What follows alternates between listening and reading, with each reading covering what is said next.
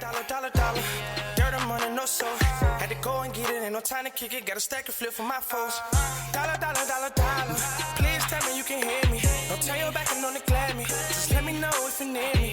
Dollar. Let me watch out for my partners. Keep my money long, get my team strong. Let me run away from my problems. Yep, what's good, original crew, man? We're back today, man. We've got a body cam. Today's video, how cops captured the Minnesota mass shooter. Have you heard about the Minnesota mass shooter? We're starting to have more Minnesota videos, bro. What's going? Well, I do know Minnesota gets wild up there a little bit. You know. Did you know that?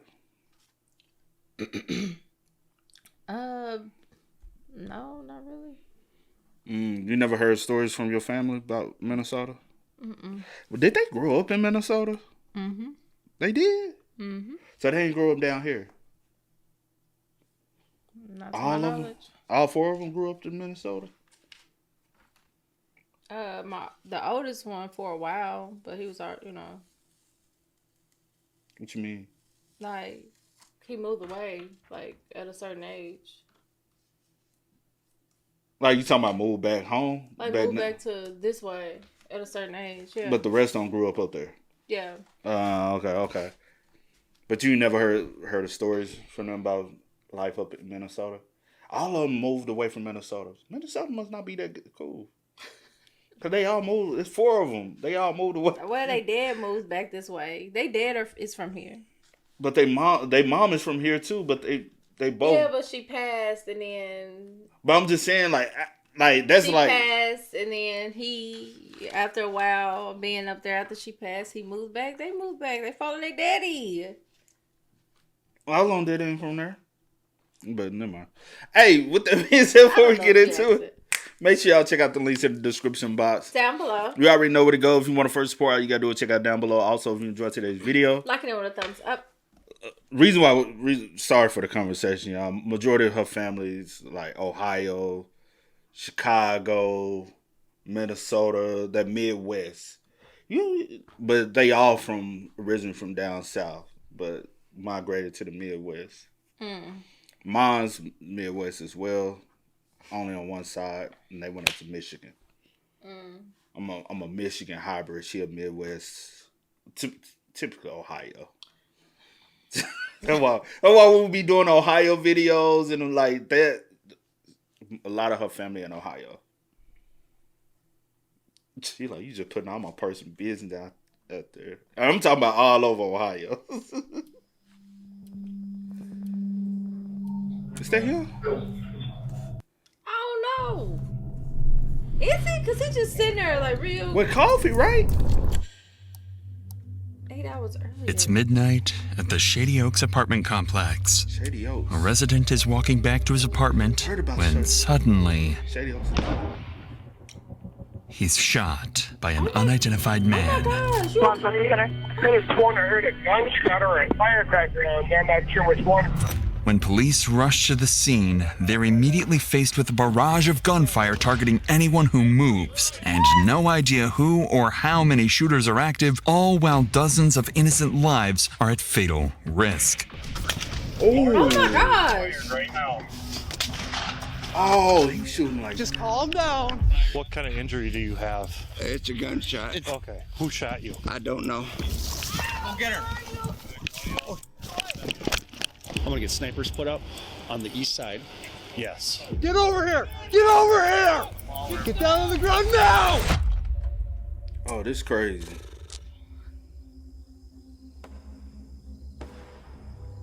At approximately 2:17 a.m. on that Sunday night, officers receive reports of gunshots near Shady Oaks apartment complex. Minutes later, around 2:20 a.m., first responder officer Cody Needham approaches the scene to investigate. Hold on. You said, when was the first shot? 2:17. 2:17, then 2:20, first responding officer. Okay. a.m., first responder officer Cody Needham approaches the scene to investigate. Little does he know, the gunshot reports were part of a trap set by the shooters, and he was driving straight into it.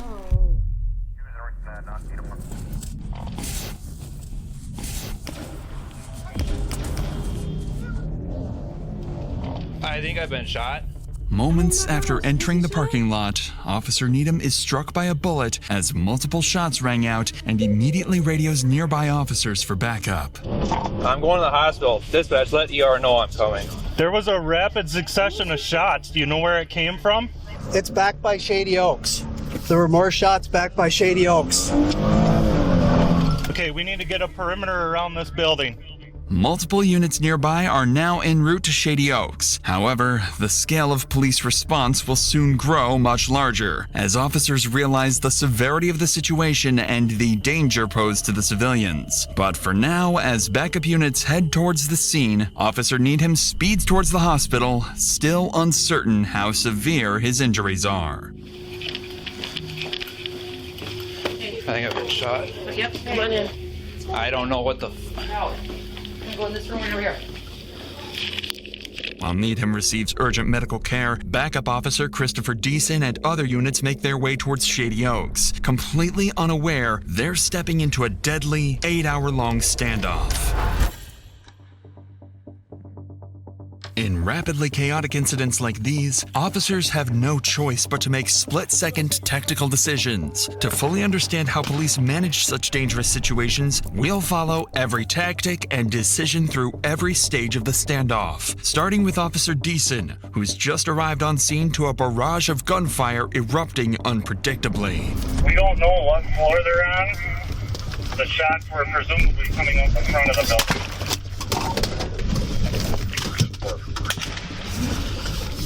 More shots being fired right now.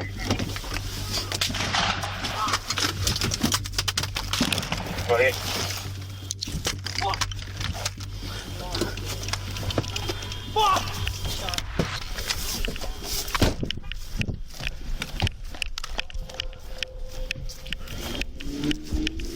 You being shot at?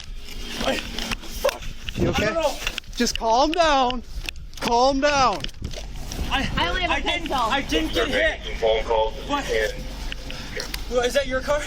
Mine over there? Yeah. No.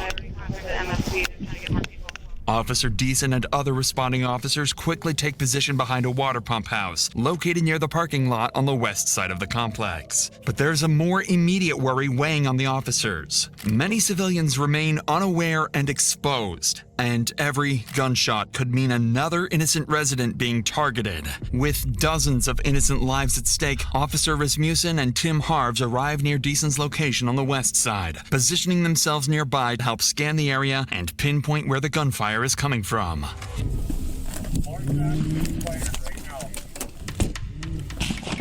306, 2400, start everybody.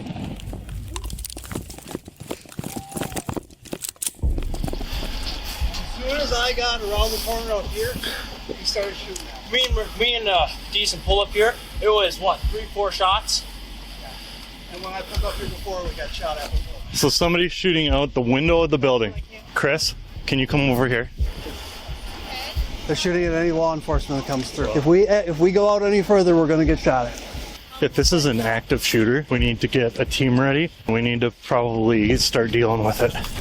At this stage, the situation facing officers is extremely dangerous. The Shady Oaks apartment complex contains approximately 126 units, and with near zero visibility and gunshots ringing out unpredictably, police have no way of pinpointing exactly where the shooters are located, whether they're barricaded, mobile, or roaming freely, or even how many shooters are active. What's more alarming is that officers don't yet realize they're dealing with a carefully planned ambush, and the next few minutes will make that terrifyingly clear. We want to get... My bad, what? I don't know. I was about to say that's crazy. Like, I need to know like everything, like the reasoning. Man, some people their reasoning in their head for doing something like this. Some people just got a fucked up mindset, bro. Like, it's just, man, society be fucked up sometimes, bro. I agree. And the next few minutes will make that terrifyingly clear. We want to get eyes on the building. We need to get cars there. We need to get back over here, right? Yeah, so we're probably gonna have to. Oh, jeez. Where the fuck is this guy? And it's at night, too. He's no outside of that. visibility.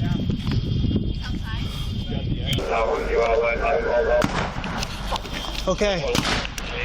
He's running across! You see him?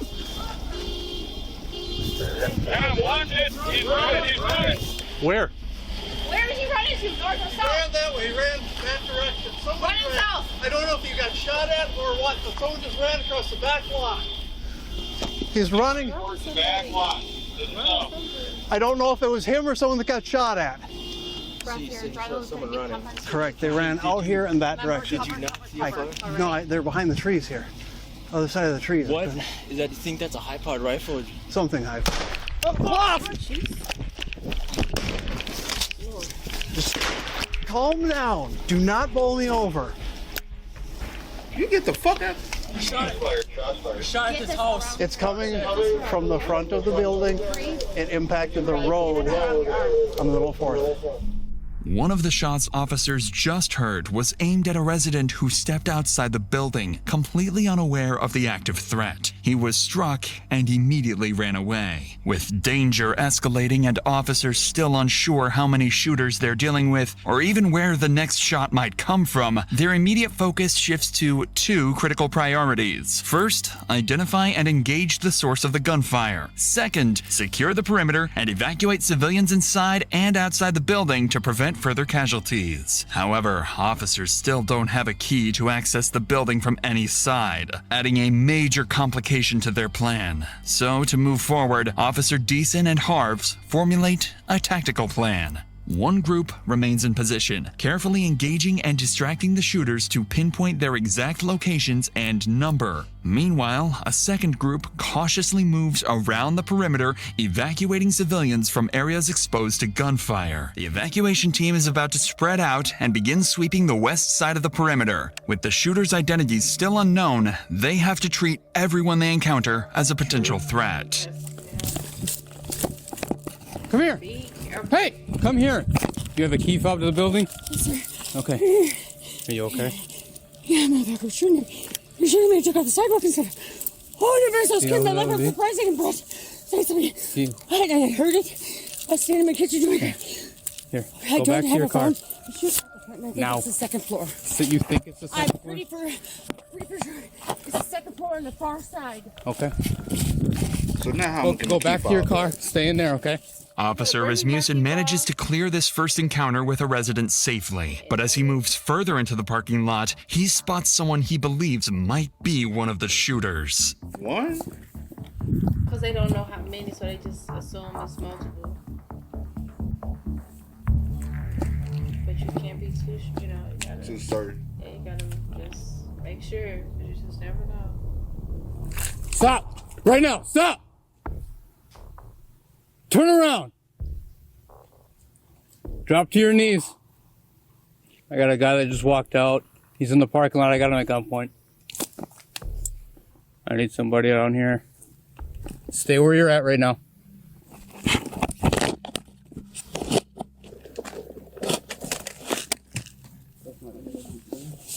Okay, we got somebody shooting from your building right now. Okay. Okay. Okay, take him. Go to him. Stop. Ma'am, come here. Come here. Ma'am? Come here. It's police department. Come here. There's somebody shooting from your building right now. Okay? This building got Keep your hands out of your pockets, please. Going like random times. Go to that red car over there. Go. The individuals turn out to be residents, completely unaware of the danger they've just narrowly avoided. But Rasmussen's attention quickly shifts towards two more residents exiting from the back of the building, one clearly injured and struggling. Keith, you got up in the building? This way. This way.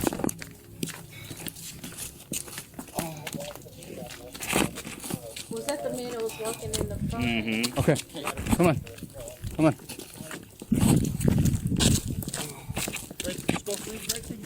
Okay, right here.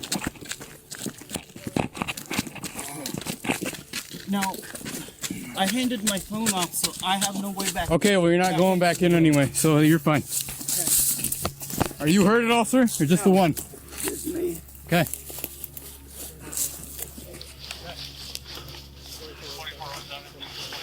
I'm right here. Okay. That light pole right there. The light. Okay. What kind of injury do you have? It's a gunshot. Okay. Who shot you? I don't know. I come out that door we just came out of, was facing that way, and that's when I got shot. Okay. Come right over here, sir. Just hop right into the back seat on that side. One of the civilians encountered by police is Shady Oaks resident Daniel Thorpe, the same person officers spotted running away earlier after being targeted by gunfire. Daniel is now the second confirmed victim following Officer Cody Needham. Unfortunately, they won't be the only casualties as the night continues. Okay. She has been hit.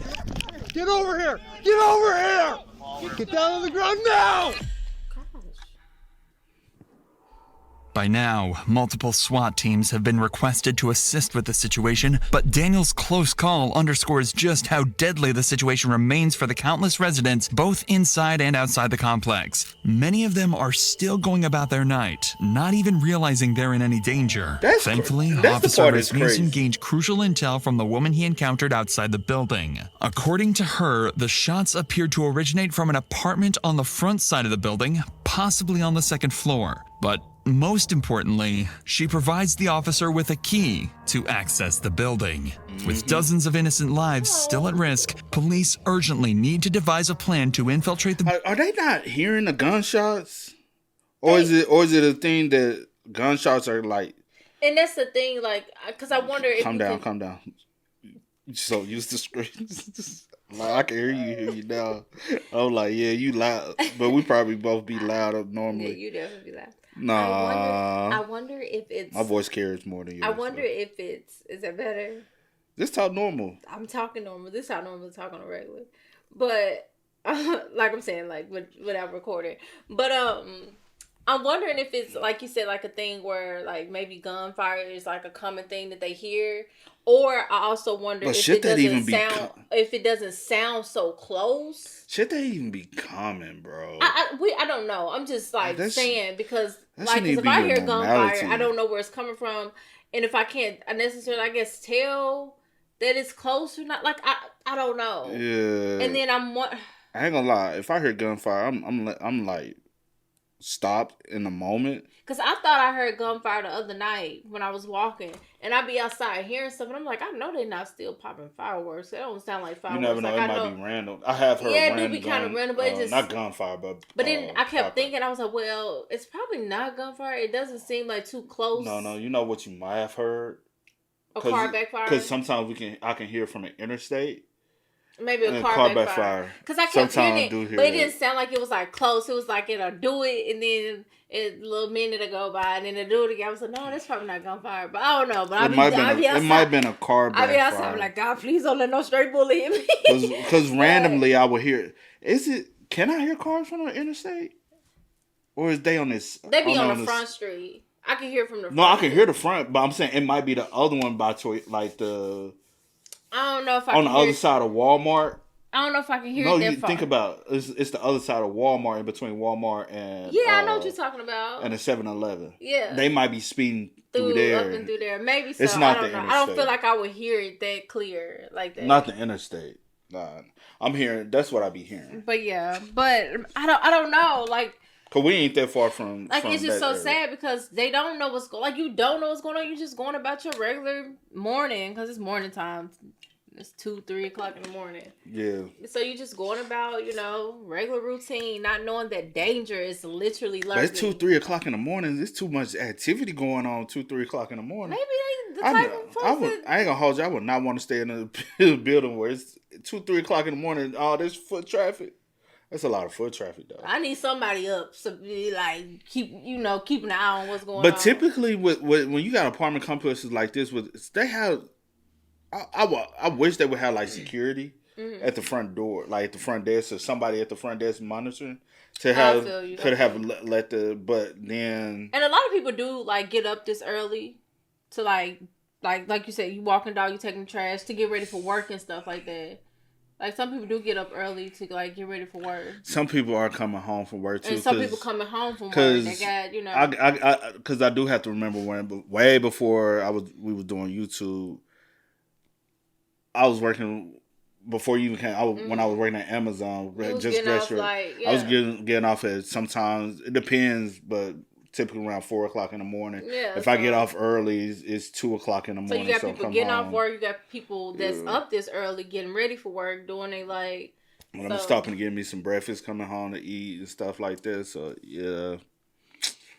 Or you just got early birds. You just have some people that just they just get up early. Or some people, if you got to be at work at 6, I guess some people might get up, but this too early. If you got to be at work at 6 though, to be fully dressed like this. Maybe not. Building and evacuate residents before the shooters have a chance to move positions, or worse, start targeting residents door to door. If the next steps aren't executed perfectly, the consequences could be catastrophic. With this in mind, Officer Tim Harves repositions to... But also, they might have them, I wonder, they got like them brick walls, them center block walls. Yeah. Well, they probably ain't even hearing it. That's what I said. They may not even hear it, or it doesn't sound like it's literally right in the parking lot, like right in the building. Like them project walls, them thick ass walls. They made them thick so you can't hear. You know what I'm saying? They're not like typical apartment walls. With this in mind, Officer Tim Harves repositions to a parking lot near Giant Wash Skyline Express just southeast of Shady Oaks to meet with command, await incoming SWAT teams, and strategize their next move. We haven't been able to get... They were thinking maybe like 2nd floor, but now Chris is saying there's movement on 7th, but there's movement all over if you watch those windows. Nobody's identified where or who. Once I get more SWAT bodies in, I'm going to start forming up some perimeter teams to take over on perimeter. I'm going to get snipers put up on the east side. Yes. Yeah. So that they can kind of get all the shots have been coming from the front of the building.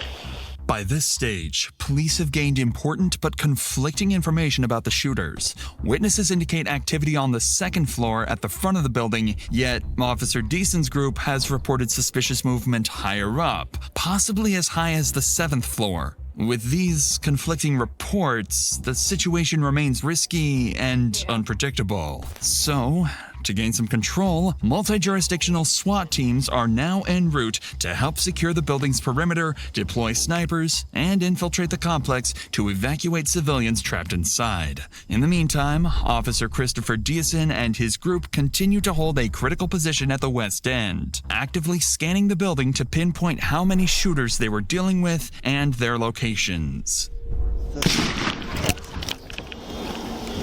Shots fired, shots fired. Yep.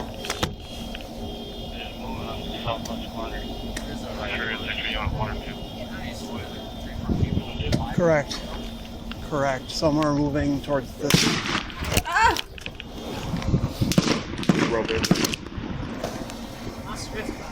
That did hit across the street, right across the street from me. It sounds like a bird shot.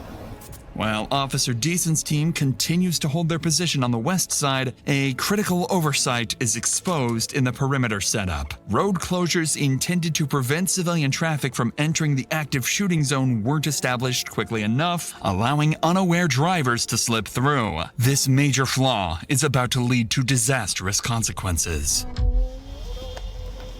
What? Oh. How to control the bleeding. Well, you don't go out there. Go! Go!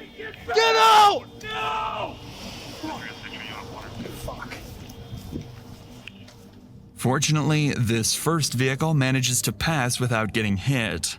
But just minutes later, officers spot another set of headlights approaching, heading directly into the line of fire. In shortly and around the Shots fired. He's trying to pull the officers out. Half shots fired. Trying to get them to come out. No. Correct. Maybe. They're not hitting directly at us. Vehicle coming north. Yep. Vehicle coming northbound on 4th. Officers quickly realized the rapid succession of shots was not directed at them, but at a civilian vehicle passing by the front of Shady Oaks. After being hit, the driver continues forward, eventually stopping on the west side, still within the active firing zone, but close to where officers are positioned. That's when they hear the driver's disturbing screams. Get over here! We might have somebody that actually just got you. Oh shit. She has been hit. I know, come on. Let's go. Fucker, I should have known. Do you have a tourniquet on you? Yeah. Okay. I think it's just through and through. Shine your light. How's my girlfriend? Yeah, we can't get up there right now. We cannot get up there right now.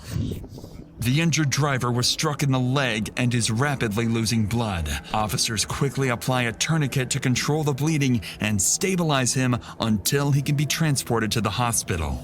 But before they can even catch their breath, another serious problem appears. Other residents and civilians continue to pass close to the active firing zone, oblivious to the lethal danger surrounding them. It's the fact that they hearing gunshots go off and ain't nobody like. But I'm like, And they outside, bro. Because I'm like, y'all gotta hear some shit. And you can't say, I think it's fireworks because it's November. It'll be different if it was like the first of the year. I'm like, maybe y'all, people, you know what I'm saying? Disguised by it being fireworks. It ain't the 4th, you know? and I wonder, like, if they do hear it, where do they think, like, Man, I don't care. I'm looking around, bro. I'm like, and them ain't just like, you know what I'm saying? I got my side hurt. That's when Officer Deason spots something alarming. Someone riding on a bicycle is suddenly seen riding straight through the active firing zone, heading directly towards officers. The guy is leaning on a bike right now. You can stop that guy on the bike. Get your hands up. Get over here. Get over here. Get down on the ground. Get down on the ground now. I am. What the fuck? We got people shooting out of that building at us. Shit. We don't know if it's you yet. No, sir. We don't know that yet. Okay. We got him proned out right here. We're checking him.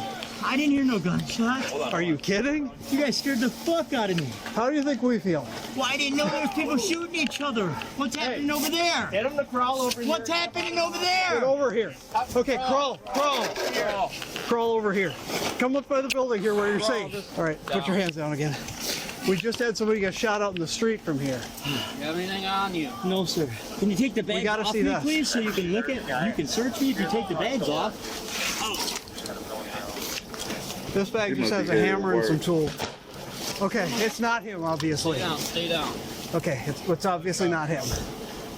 Okay, why don't you come up here, sir? Come up by the building where you're safe. Okay, now you hear what we're dealing with?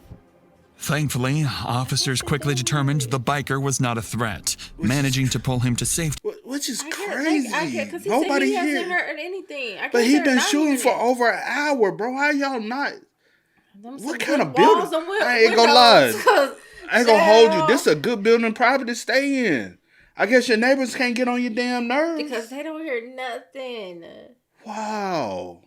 I guess I get being in a building and not hearing anything. Say for instance, I'm on the first floor, and if he is on the second floor, I may not hear. Yeah. Or if I'm on the second floor and if he is on the seventh, I may not hear that. Which is true. Or if he is on the second and I'm up top, I may not because the distance. Yeah, which is true. But I guess if I'm outside, I would think that I would hear it, but I don't know.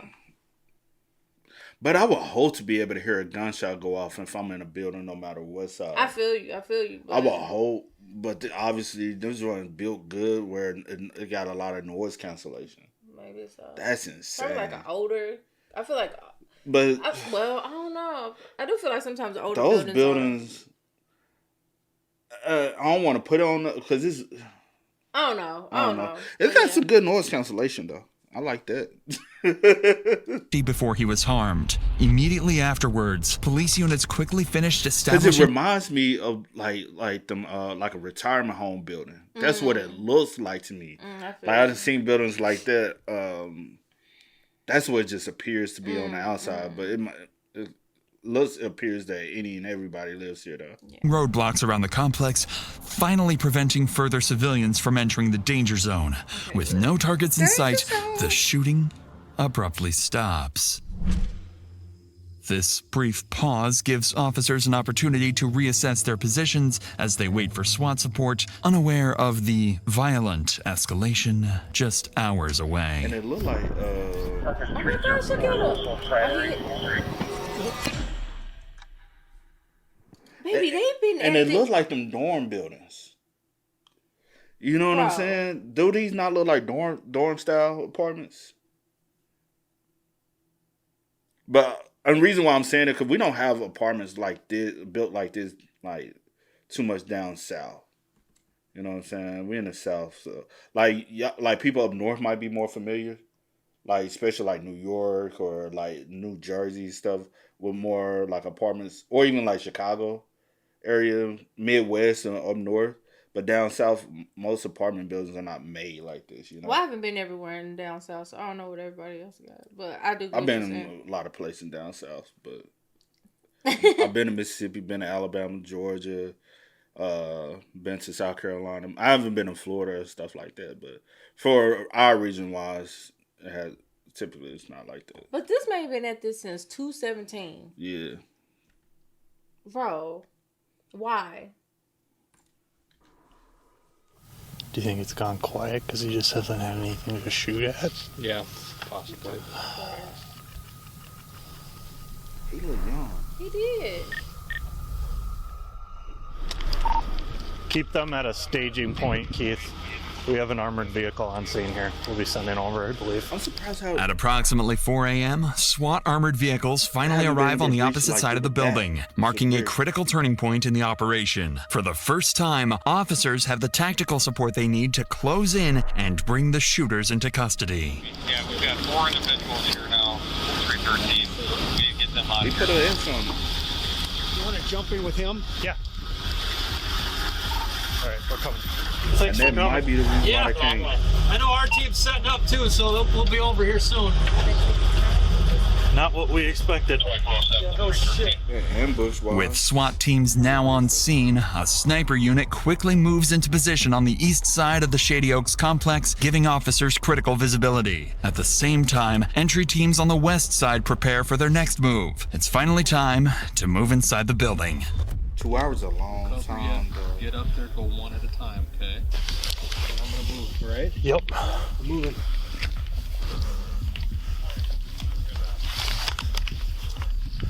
.306. We're by the dumpster where you were. What's your 20?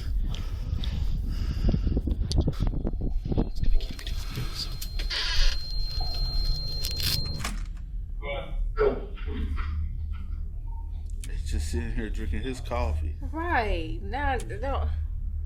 Boy, you know how I would piss myself if I saw shit like this? Hold on, he fragile. Hold on, you can't move him. Fragile, y'all. That's Y'all the don't even know he hold can on. walk that fast. That's like the fastest he'd have moved in years. He's like, whoa, I didn't even know I could walk like this. Like, hold on. That poor man. Because as you get older, but you start slow walking because you like I'm not. I'm just not rush. Yeah, I'm not in. That's You know where I what was I'm looking for. saying? I ain't You in a know. rush. But he like, whew, I He's ain't even like, know hold on. he could do that. But no, but Look they how gotta he just get him. yank him up though. He just sitting Enjoy enjoying his coffee. coffee. He trying to get up and go. He like, hurry up. He like, oh shit, I'll slow down. After You see how carefully he slows evacuating down? ground floor residents over the next 2 hours, SWAT teams successfully secure the lower levels, ensuring the shooters have no path to escape. Okay. As the sun rises over Shady Oaks, police gain a critical advantage: daylight. With improved visibility, they deploy drones overhead, giving officers a clear, real-time view of the complex. As the drone hovers above Shady Oaks, officers notice movement on the 3rd floor. Someone barricaded near a window in apartment 303. Snipers positioned across the street. Remember the girl said, shoot, maybe second, maybe to say it sounded like the 2nd floor. The other officer said he thinks it's higher than the 2nd floor. She was on point, but they were both around it. But he said 7th floor, which escapes the, and they gonna pay attention to the officer first, then they are gonna. Now we gonna pay, they would, but Yeah. I'm paying attention to everything. Quickly adjust their aim towards the apartment while officers remain on high alert, knowing other suspects could be hidden throughout the building. Over the next hour, tensions escalate as the barricaded shooter fires and destroys a police drone monitoring his position. At around 8 a.m., negotiation teams attempt to make contact, urging the shooter to surrender peacefully. But despite repeated attempts, he refuses to respond. By 10 a.m., after over 8 hours of standoff and with peaceful options exhausted, an armored SWAT vehicle pulls up directly into the shooter's line of sight, preparing to launch enough tear gas canisters to saturate the entire apartment.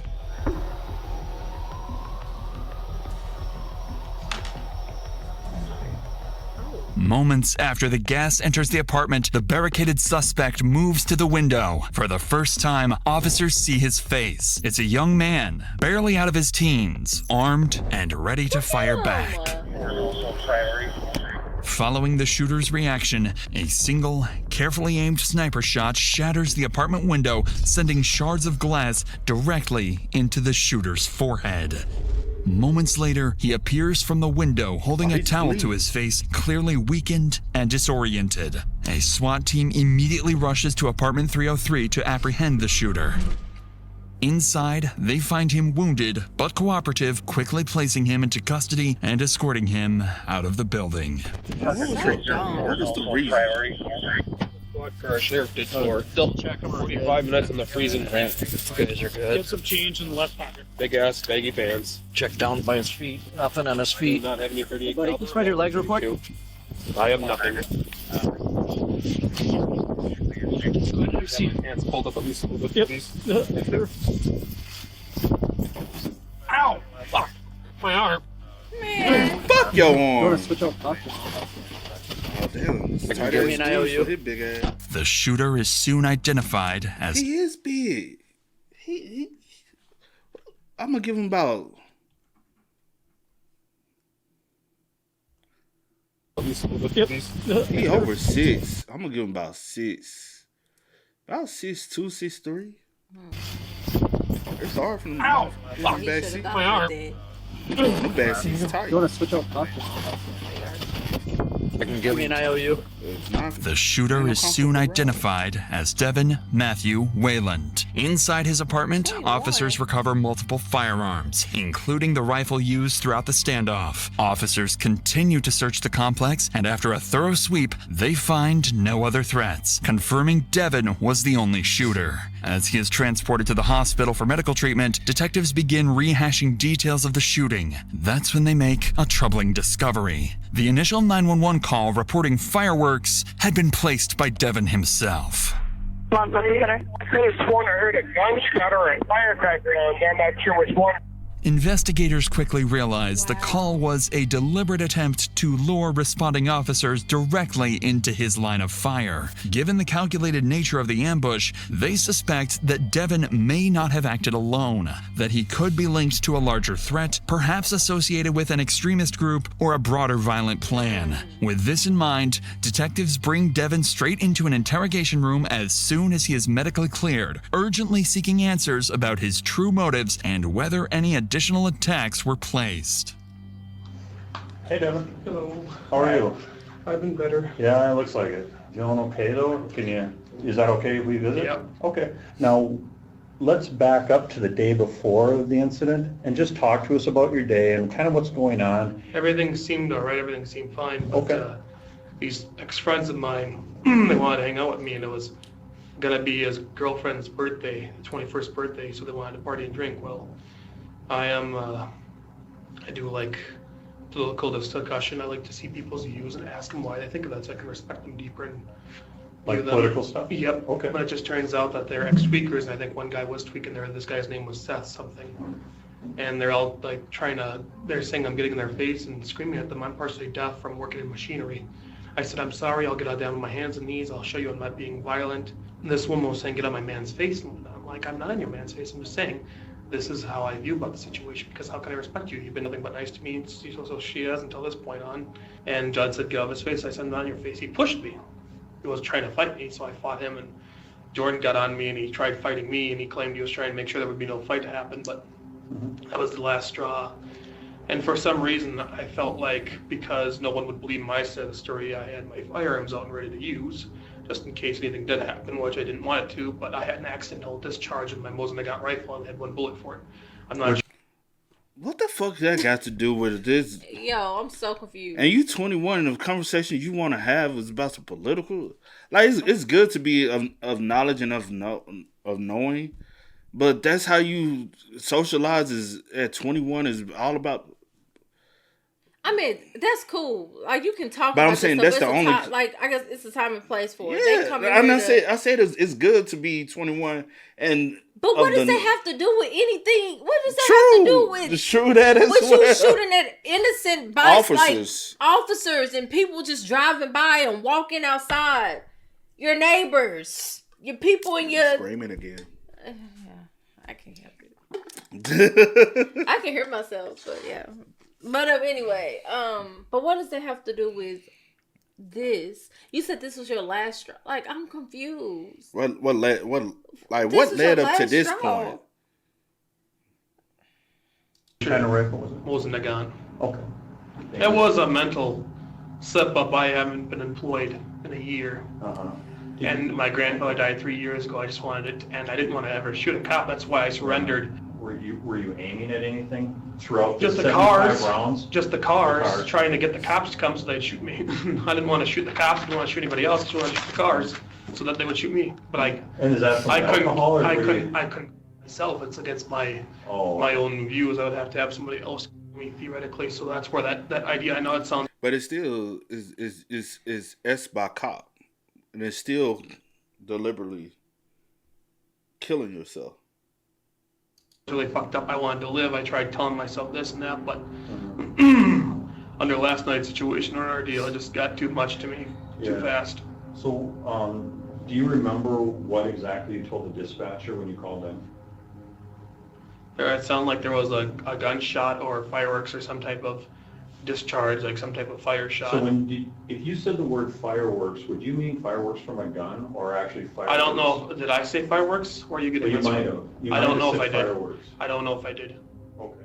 Perhaps the most striking thing about Devin's confession is his description of feeling trapped between a desperate wish to die and an inability to harm himself, a psychological state commonly known as suicide by cop, where someone intentionally provokes law enforcement into using deadly force to end their own life. Following the interrogation, detectives determined that Devin Wayland acted alone, ruling out connections to any larger extremist groups. Devin admitted to intentionally provoking police to respond with deadly force, driven by anger and humiliation after an earlier confrontation at a party. Thankfully, the 3 victims wounded in the shooting, including Officer Cody Needham, would ultimately recover from their physical injuries. When Devin's case reached trial, Minnesota's Court of Appeals rejected the argument that his actions were solely driven by suicidal intent. Although Devin claimed that provoking police into shooting him was his primary goal, the court found his broader actions of repeatedly firing at officers and civilians to clearly indicate a deliberate intention to kill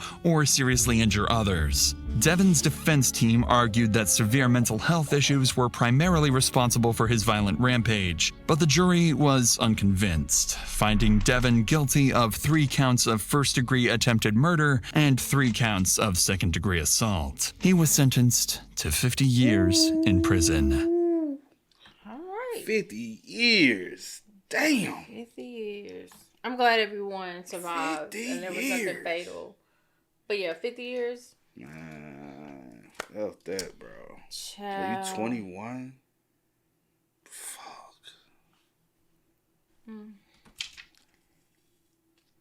We gotta really Bro, y'all don't be understanding. Gotta really think before acting on things. Like, are